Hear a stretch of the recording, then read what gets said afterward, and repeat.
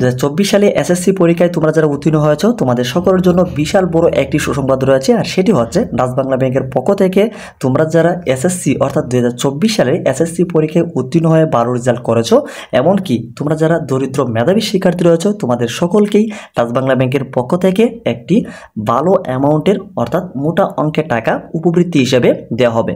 তো দেখা গিয়েছে ৬৭,০০০-এরও বেশি এই টাকাগুলো তোমাদেরকে উপবৃত্তি হিসাবে দেওয়া হবে। তো সেই জন্য তোমাদেরকে সামান্যটুকু অর্থাৎ কষ্ট করে আবেদন করতে হবে, তাহলে কিন্তু তোমরা সকলে 2024 সালে এসএসসি পরীক্ষা উত্তীর্ণ হিসাবে ডাচ বাংলা ব্যাংকের পক্ষ থেকে এই উপবৃত্তিগুলো তোমরা পাবে।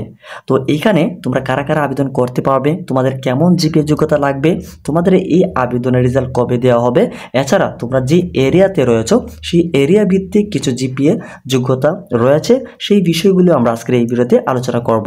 তো অলরেডি কিন্তু এই যে আবেদনের সার্কুলারটা সেটা কিন্তু অলরেডি প্রকাশ করে দিয়েছে ডাচ বাংলা ব্যাংকের যে অফিসিয়াল ওয়েবসাইট রয়েছে সেখানে। তো এখানে আমরা কিন্তু অলরেডি রয়েছি, তোমরা কিন্তু এখানে সেই নোটিশটি এখানে দেখতে পাচ্ছ।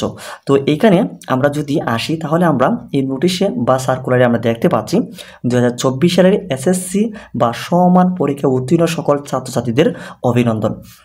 অর্থাৎ 2024 সালে এসএসসি পরীক্ষা যারা উত্তীর্ণ হয়েছে এই যে তোমাদেরকে কিন্তু অলরেডি কিন্তু এই সার্কুলার প্রকাশ করে দিয়েছে উপবৃত্তির তালিকা হিসাবে। তো এখানে তোমরা এখানে আসলে আমরা একটু নিচের দিকে আসি, তাহলে কিন্তু এই পুরো বিষয়ে বিস্তারিত কিন্তু আমরা জানতে পারবো। ওকে, তো এখানে দেখো তার বিস্তারিত অংশে আমরা দেখতে পাচ্ছি ডাচ বাংলা ব্যাংক তার শিক্ষাবৃত্তি কর্মসূচির আওতায় দেশের বিভিন্ন শিক্ষা প্রতিষ্ঠানে উচ্চ মাধ্যমিক, স্নাতক ও স্নাতকোত্তর পর্যায়ে অধ্যয়নরত মেধাবী ও আর্থিকভাবে অসচ্ছল ছাত্রছাত্রীদেরকে বৃত্তি প্রদান করা আসছে। এই ধারাবাহিকতায় 2024 সালে এসএসসি বা সমমান পরীক্ষায় উত্তীর্ণ মেধাবী শিক্ষার্থী শিক্ষাক্ষেত্রে আর্থিক সহযোগিতা অর্থাৎ আর্থিক সহায়তা প্রত্যাশী নিম্নবর্ণিত সম্পূর্ণ যোগ্যতা ছাত্রছাত্রীদের কাছ থেকে অনলাইনে বৃত্তির জন্য দরখাস্ত আহ্বান করা হচ্ছে।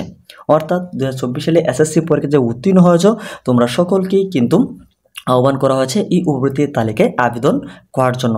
তো এই আবেদন করার জন্য তোমাদের কেমন জিপিএ যোগ্যতা লাগবে, তোমরা এই যে বৃত্তিটা পাবে অর্থাৎ তোমরা যারা সিলেক্ট হয় বৃত্তিটা পাবে, তোমাদের জন্য কত টাকা দেওয়া হবে, এমনকি মাসিক কত টাকা পাবে, তোমরা বার্ষিক কত টাকা পাবে, এছাড়া তোমরা কত বছর ধরে বৃত্তিটা তোমরা পাবে, এছাড়া তোমরা যারা আবেদন করতে ইচ্ছুক তোমাদের এই আবেদন করার জন্য কি কি ডকুমেন্ট লাগবে, কত তারিখের মধ্যে করতে হবে তার কিছু ইনফরমেশন কিন্তু এখানে দেওয়া রয়েছে।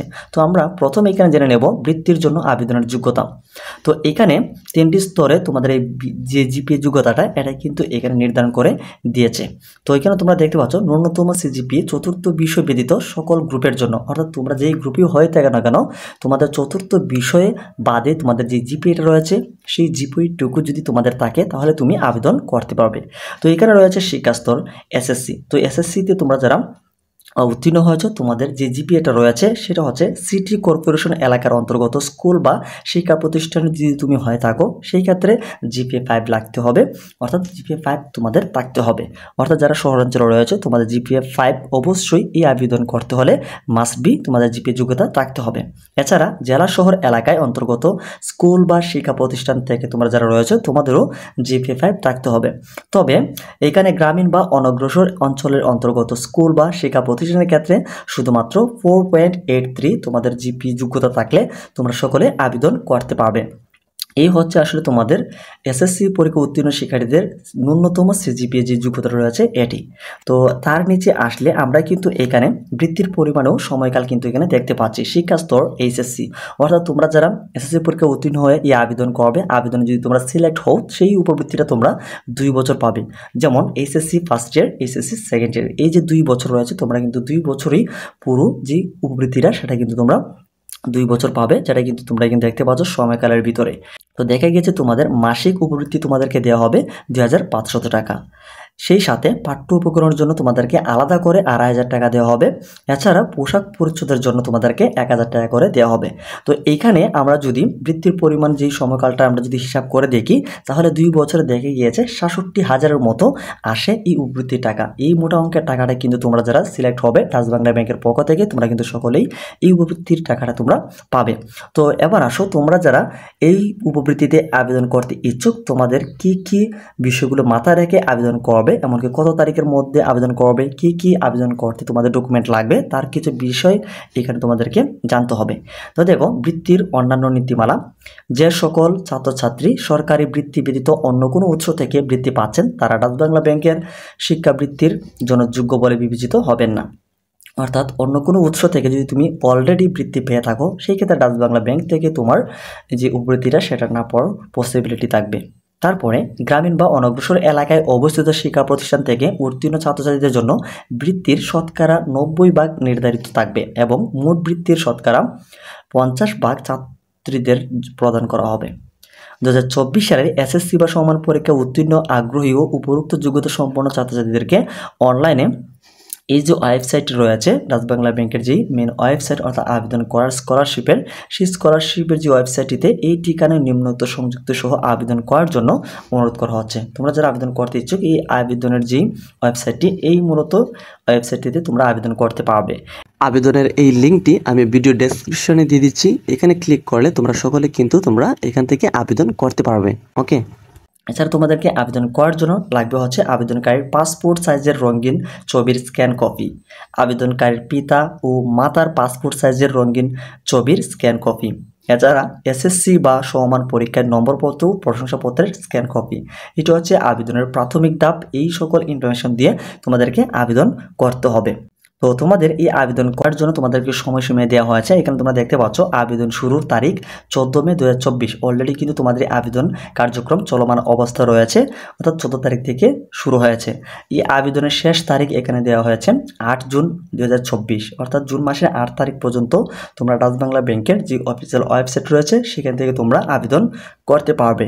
তো ওয়েবসাইটের মাধ্যমে প্রাথমিকভাবে বাছাইকৃত প্রার্থীদের তালিকা প্রকাশ করা হবে 12 জুন, অর্থাৎ জুন মাসের 12 তারিখে তোমরা যারা আবেদন করবে তোমাদের এই প্রাথমিক যে রেজাল্টটা সেটা কিন্তু দিয়ে দেওয়া হবে।